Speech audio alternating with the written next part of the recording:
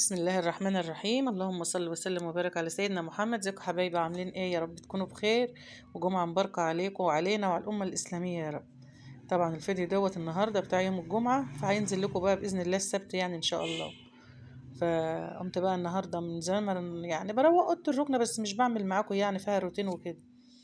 فقلت النهاردة بقى ايه، جبت الفرشة اللي هي بتاعتها ديت، فرشة الركنة. أنا عندي لها طقمين يعني. فجبت بقى الفرشة كده وقلت ايه، انا طبعا غاسلة فرشة الركنة دي كلها، والله غسلاها من حوالي 20 يوم كده وياكم. قعدت اتسلى عليها بقى، كل ما اجي اغسل افكلي ايه كنبة ولا اتنين كده بالمساند بتاعتهم، لغاية ما جمعتهم بقى وغسلتهم. عشان لو كنت فكيتها كلها وغسلتها كلها مرة واحدة كانت هتتعبني يعني. فكل ما اجي اغسل اقوم فكة كنبة اتنين مسندين مش عارفة ايه لغاية ما غسلناه. الحمد لله ربنا عنا وغسلناه. النهارده بقى قلت اما افرش عليها الكساوة اللي هي بتاعتها البيضة ديت، ونولع فيها عود بخور كده وننضف الدنيا ونشوف الدنيا هتمشي معانا ازاي يا حبايبي كده النهارده. اللهم صل وسلم وبارك على سيدنا محمد. هي نظيفة يعني، انا بنفض برضو، بس هي مش عليها حاجة، مفيش تراب ولا حاجة لانها مغسولة ونظيفة وبعدين الأوضة دي مش عليها رجل يعني قد كده، ومحدش بيدخلها يعني صراحة. الحاج بس اللي بيبقى يجي اخر النهار اما بيجي من بره بيفتح الشاشة كده وبقعد قدامها وخلاص. اما احنا كل بقى هرسنا وقاعدين بره في الصالة كده ومحدش بيدخلها يعني، الا للضيف العزيز الغالي وما بقيش ضيوف. يعني الحمد لله ما فيش لنا ضيوف، مش عايزين يكلفونا حاجة يعني. وبرضه غسلت شوية هدوم. والله الغسيل دي يا جماعة يوم ويوم والله، وبعدين انا لو هودت الغسيل هغسل كل يوم والله. بس هو انا بريح يوم واغسل يوم، بريح يوم واغسل يوم. يلا هنعمل ايه، هنطلع بقى الوقت كده نمسح البلكونة. هو كنت عايزة افرش السجاد والله، اشيل السجادة ديت، انا عندي سجاد كتير غسله بقى وعيناه كله مغسول ومتعان والله من زمان. فمن اول الصيف وانا غسلته وعنت، مفيش الا ده هي بس اللي سبتها. قلت يعني منظر في الأوضة وكده. فعايزة إن شاء الله شوية كده بقى أشيلها تتغسل، وأفرش بقى إيه 2 ولا 3 كبار في الأوضة ونفرش عليهم الحافظة بتاعتهم ونظبط الدنيا كده. فرشة الشتاء بقى، كل سنة وانتوا طيبين، بس لسه بدري على الشتاء يا ولاد. مش هفرشهم كده بإذن الله إلا في شهر 10 بإذن الله يعني.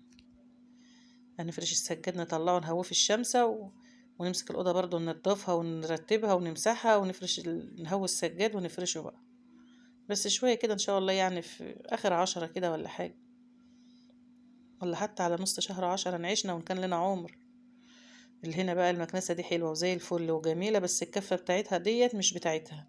كانت الكفة بتاعتها اتكسرت، وجبت لها اللي هي الكفة اللي بتكنس دي، جبناها لها اشتريناها يعني، فمغلباني بقى في الكنس. تقيلة تقيلة، مش بتمشي على الحصر البلاستيك في ثانية، اما على السجاد ملطماني المكنسة دي والله. المكنسة حلوة، هي الكفة بس اللي مغلباني. كده بقى كنسناها وخليناها زي الفل، وكنت فاتحة كده الشاشة على القرآن وبالصلاة على النبي كده، وخلينا الدنيا زي العسل اهي. اكنس بيتك ورش وما تعرف مين هيخش.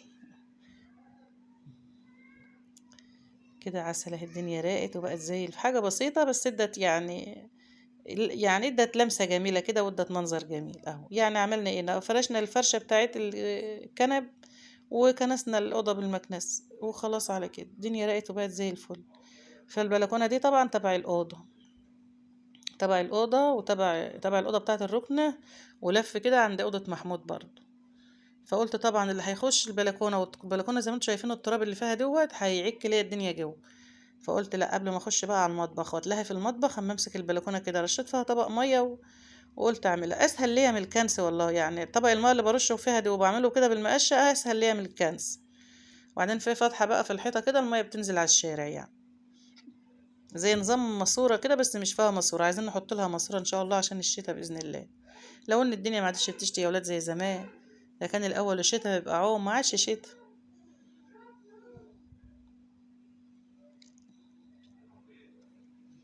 كده بقى المية بجيبها في الركن كده، وبفضل بقى ايه انزل بالمقشة في الفتحة دي وخلاص. على كده كنسناها ومسحناها في نفس الوقت، لا نملة بقى ولا اي حاجة، لو حاجة مسكرة وقع اي حاجة، هي كده بقت مسحت وبقت زي الفل. وغسلنا المقشة وحطيناها حطيناها بقى ايه الصفة كده في البلكونة، وخشنا بقى على المطبخ بتاعنا بقى نشوف بيه ايه بقى. وكمان كنت نشرت الغسيل برضو والله.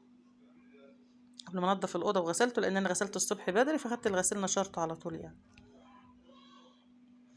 هنا بقى شوفوا بقول لكم البلكونه نضفت اهيت، والمقشه ايه حطيتها كده تتصفى، ولاد الغسيل اهوت شويه غسيل بسيطين يعني مش كتار. وهنا بقى ايه كانت الميه نشفت وخلت الدنيا زي الفل.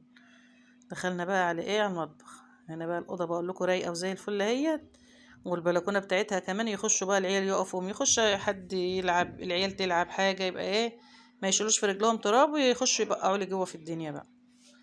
دخلنا بقى كده رتبنا الشقه، وكنت كنست برضو الصاله وروقت اوض النوم، وخلينا الدنيا زي العسل. دخلت بقى على اخر حاجه معايا المطبخ. اه والله ونسيت اقول لكم طلعت عند الطيور كمان، بس كل دوت الصبح بدري يعني قبل الظهر يعني وكده، وقبل الحر برضه.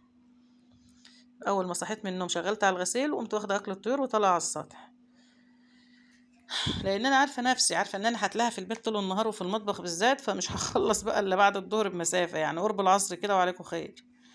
فالطيور دي طبعا يعني اخرس عايز ياكل ومش هيقول هاتي ياكل ولا هاتي اشرب. اللهم صل وسلم وبارك على سيدنا محمد. هنا بقى كان عندي الطبقين دول مكان الفطار كده وازازتين ومش عارفه ايه، فروقنا برضو الدنيا كده وخلينا الدنيا زي العسل.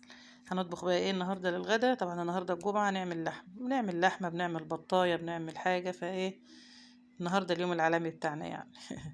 هنا بقى معايا بصلايه كده وحاطه عليها حته دهنه وشويه زيت، هنسبك للوبيا بتاعتنا الخضره الجميله دي. يعني دول شويه اللوبيا دول والله جايين لنا كده من باب الله متفصصين يعني. جايين لنا متفصصين جاهزين على الطبخ على طول يعني، دوب بس غسلتها وخلاص على كده. اللوبيا الخضراء ما بتستلقش يا جماعه اهي. بقلل البصله كده تديها لون حلو وما تغمقهاش عشان الحر والصهد بقى والحر والبصله ما بتتحمى شويه يعني بتبقى بتتعب على الصدر وكده. وحطينا الطماطم ونزلت اللوبيا وحطيت شويه سكر وشويه ملح وخلاص على كده. نطره كمون بقى صغيره كمان قرب ما بتيجي تطف عليها كده. وهنا عملت بقى شويه رز بشعريه، وكمان عملت طبقين ملوخيه وكده يا حبايبي. بقى ايه دي الغدا بتاعنا وده الفيديو بتاعنا وكل حاجة بتاعتنا مفيش حاجة من عند الجيران والله. شوفوا بقى شوية لوبيا عسل حطيت عليهم بقى كده وسبتهم على نار هادية كانوا زي العسل والله. بألف هنا للي داق وبألف هنا للي يشوف حاجة. وشوية رز بشعرية بقى حاجة كده ما اقولكوش بقى. وده كده يا حبايبي اللحمة والملوخية واللوبيا والرز بشعرية. هنا بقى كده الغدا بتاعنا. كان احمد نزل وقال انا مش متغدي والحاجه ما بياكلش الا اخر النهار. كلت انا ومين بقى، انا ومحمود يعني. انا غرفت الاكل ده على قد انا ومحمود، كل واحد طبسيه شوربه وطبق طبسيه ملوخيه وطبق خضار بالحته اللحمه بتاعته. وكده يا حبايبي الفيديو بتاعنا خلص، واشوفكم في فيديو جديد. وشكرا لكل اخواتي وحبايبي، انا مش بقول متابعين، اللي دخلوا عندي واشتركوا عندي وشاهدوا لي الفيديوهات وبحطوا لي اللايك. حبايبي تسلموا لي وعلى راسي، ومع الف سلامه حبايبي، مع الف سلامه.